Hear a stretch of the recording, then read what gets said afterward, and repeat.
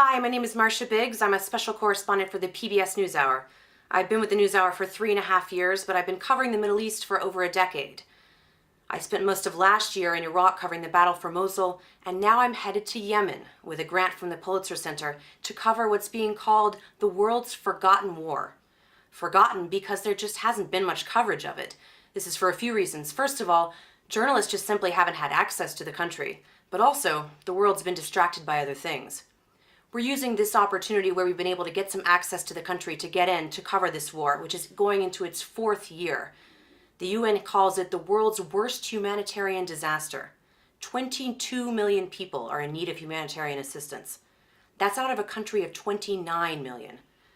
There are a lot of factors at play. First of all, the Houthi rebels in the north and the warring factions in the south and their Saudi-led partners are in a brutal war, and there's no end in sight.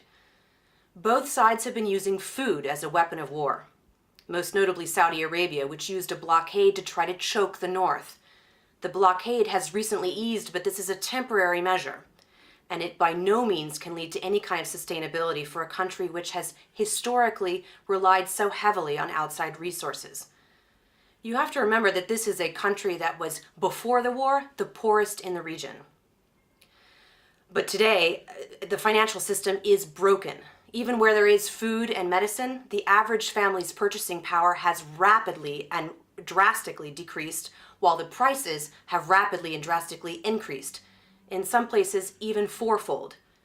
You add this to a sanitation system that is also broken, and this leads to epidemics of cholera and diphtheria, and also malnutrition. This hits hardest the most vulnerable, and those are the children.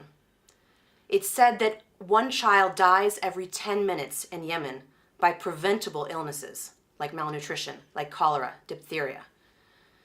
And what you have to remember is that this is happening not because of some natural disaster, some famine.